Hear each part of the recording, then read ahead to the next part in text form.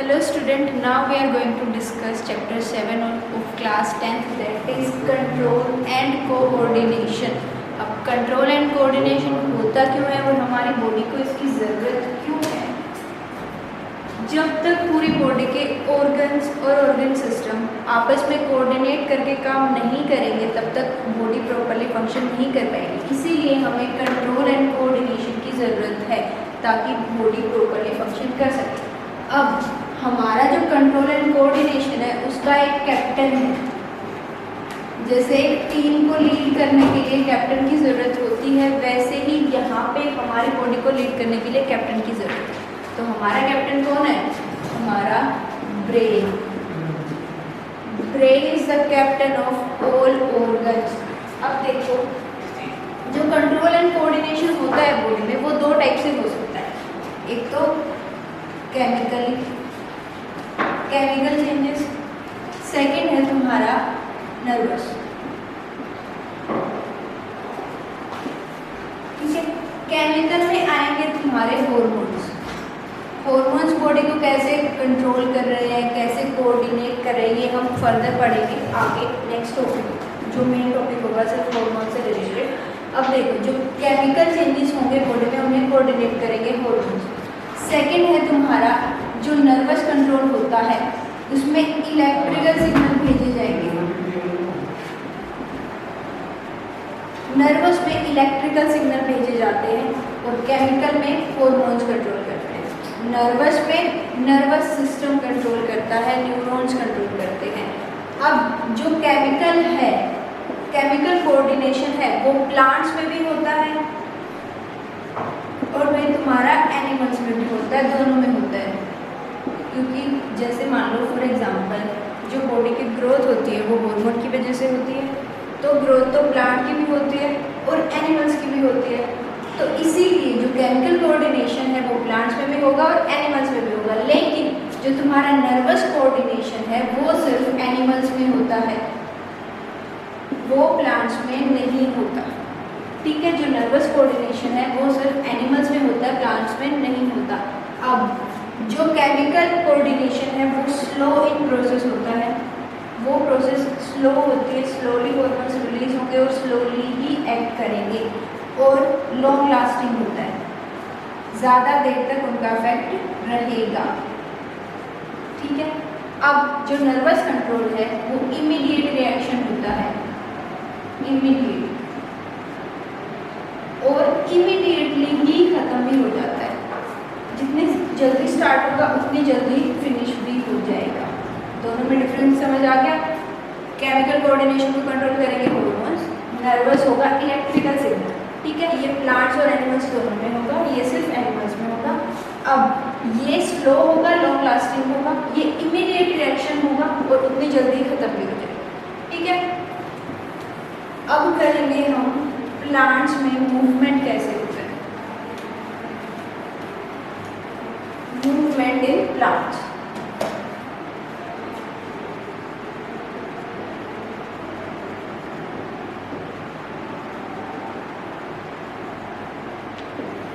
Plants में movement कैसे होता है? दो टाइप से हो सकता है, ट्रॉपिक मूवमेंट और नेस्टिंग मूवमेंट।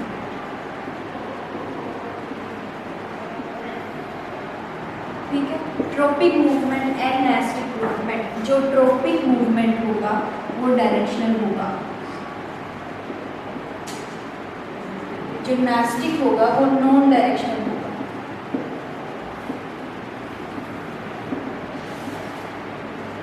अब डायरेक्शनल और नॉन डायरेक्शनल का मतलब क्या है? Movement of plant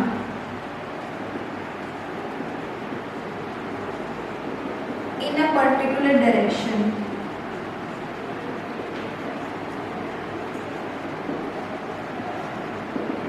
in a response to the stimulus।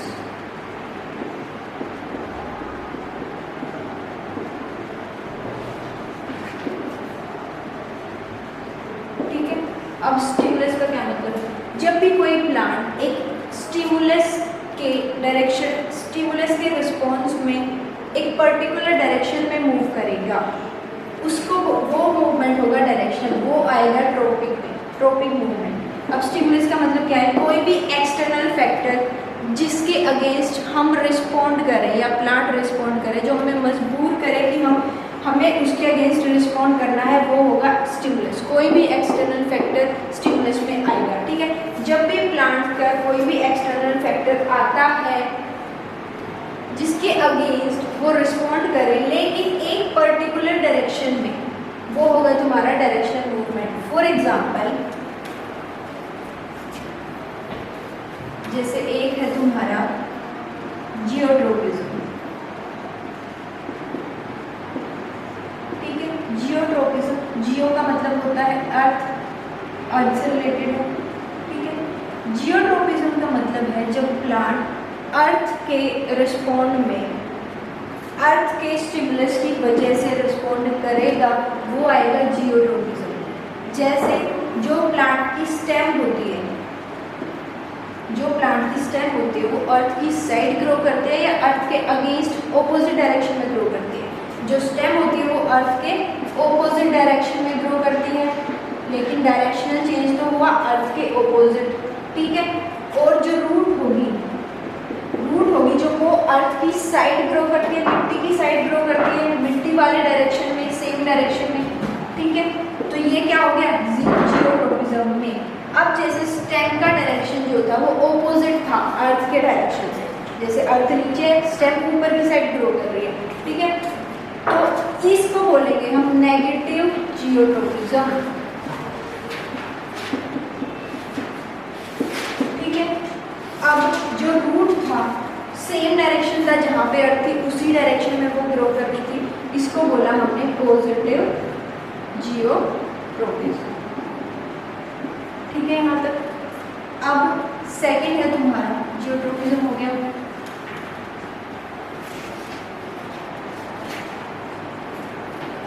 अब सेकंड है फोटोट्रोपिज्म, ये भी डायरेक्शनल ही है, फोटोट्रोपिज्म। फोटो का मतलब क्या होता है?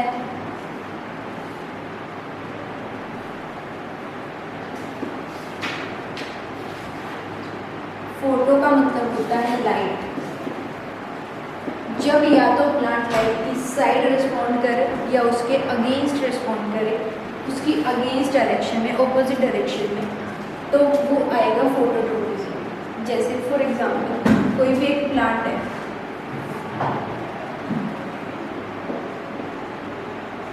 ठीक है। एक प्लांट हार्मोन होता है ऑक्सिन, जो कि रिस्पॉन्सिबल होता है ग्रोथ ऑफ द प्लांट के लिए। ये आगे हम हार्मोन्स में पढ़ेंगे, ठीक है। प्लांट का एक हार्मोन होता है ऑक्सिन, जो कि रिस्पॉन्सिबल होता है ग्रोथ ऑफ द प्लांट के लिए। मान लो कोई भी प्लांट है,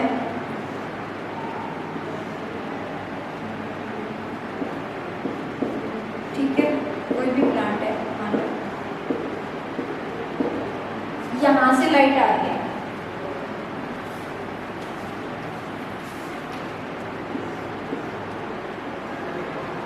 ये प्लांट है, मान लो यहाँ से लाइट आ रही है, ठीक है। ये ऑक्सीजन ग्रोथ के लिए रिस्पॉन्सिबल तो होता है, लेकिन लाइट सेंसिटिव होता है।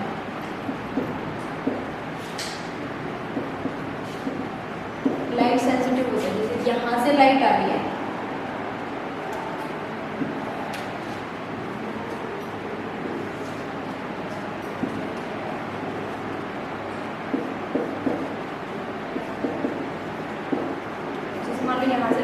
ऑक्सीजन यहाँ पे सिंथेसाइज हो रहा है, ठीक है।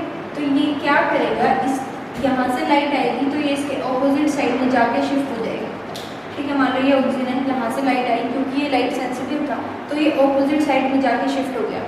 अब यहाँ पे ऑक्सीजन हुआ तो स्टेम की ग्रोथ यहीं से ज़्यादा होगी, ठीक है, यहाँ से ग्रोथ होगी,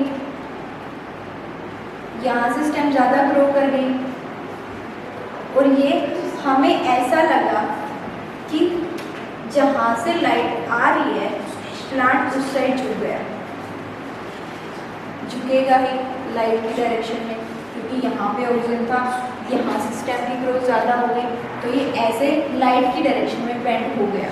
तो इसको हमने क्या बोला, पॉजिटिव फोटोट्रोपिज्म। ठीक है, लाइट की डायरेक्शन में प्लांट की ग्रोथ हुई, लाइट की साइड जहाँ से लाइट आ रही थी उस साइड प्लांट झुक गया, इसको हमने बोला पॉजिटिव फोटोट्रोपिज्म। अब जो रूट है वो लाइट के अगेंस्ट, लाइट ऊपर से आती है, रूट लाइट के अगेंस्ट ग्रो करती है, तो वो क्या हो गया, नेगेटिव फोटोट्रोपिज्म। ठीक है, अब है तुम्हारा थर्ड जियोट्रोपिज्म, फोटोट्रोपिज्म। थर्ड है कीमोट्रोपिज्म। कीमोट्रोपिज्म का मतलब है जब किसी केमिकल के अगेंस्ट प्लांट रिस्पॉन्ड करेगा, कोई भी केमिकल रिएक्शन के अगेंस्ट प्लांट रिस्पॉन्ड करेगा, वो आएगा कीमोट्रोपिज्म में। इसका एग्जांपल है, हम रिप्रोडक्शन चैप्टर में पढ़ेंगे, जैसे ही पोलन ग्रेन किसी भी स्टिग्मा पे आता है तो उसमें से एक पोलन ट्यूब निकल जाती है। ठीक है, ये केमिकल जो कोऑर्डिनेशन हो रहा है इसको हम बोलेंगे कीमोट्रोपिज्म। ये एग्जांपल है, क्योंकि जो पोलन ग्रेन ग्रो हुआ वो केमिकल रिस्पॉन्ड के, जो पोलन ग्रेन में से जो पोलन ट्यूब निकली वो एक केमिकल रिस्पॉन्ड के अगेंस्ट है। ठीक है, इसलिए ये एग्जांपल है कीमोट्रोपिज्म का। नेक्स्ट है तुम्हारा थिग्मोट्रोपिज्म।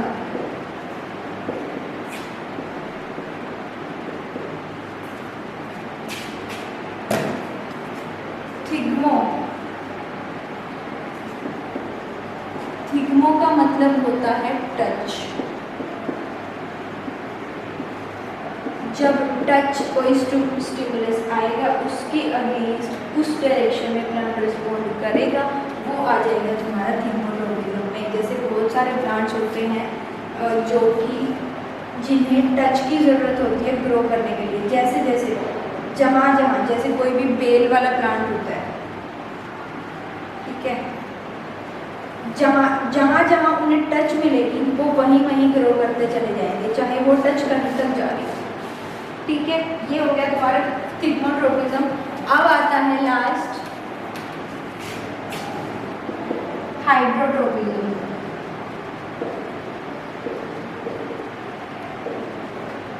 हाइड्रोट्रोपिज्म, हाइड्रो का मतलब क्या है,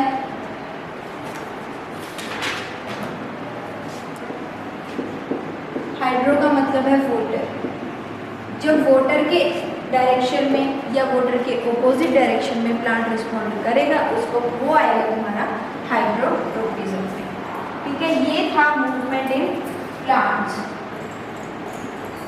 अब नर्वस सिस्टम जो ह्यूमंस में होता है, मेन चैप्टर से स्टार्ट हो रहा है हमारा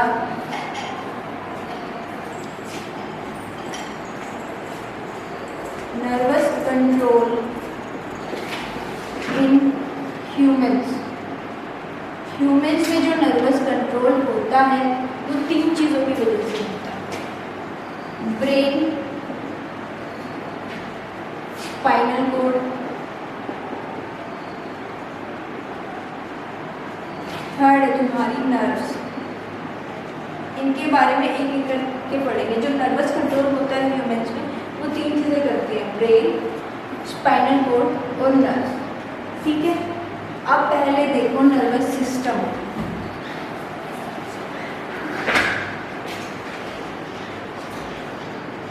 जो नर्वस सिस्टम है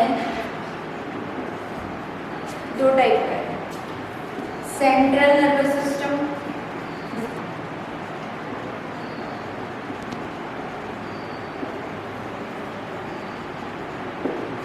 फिर है तुम्हारा पेरिफेरल नर्वस सिस्टम।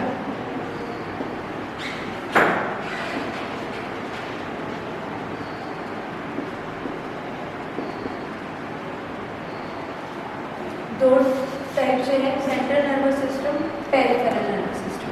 सेंट्रल जैसे कि नाम ही है, बिल्कुल सेंटर में 2 चीज़ें होंगी इसमें, ब्रेन और स्पाइनल कॉर्ड।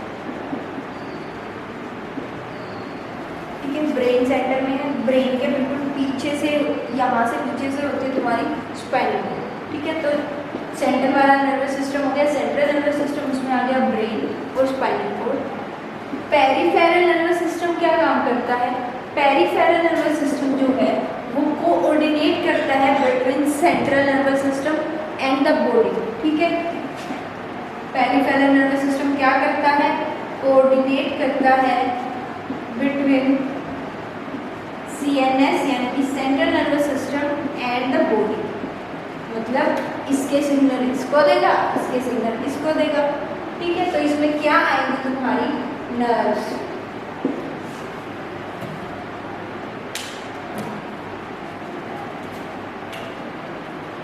अब पेरिफेरल नर्वस सिस्टम दो टाइप का होता है।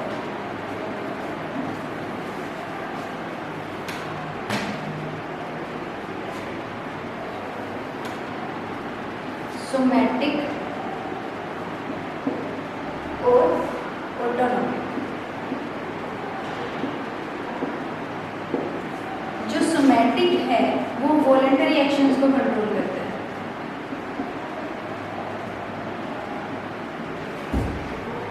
जो ऑटोनॉमिक है वो इनवॉलंटरी एक्शंस को कंट्रोल करता है।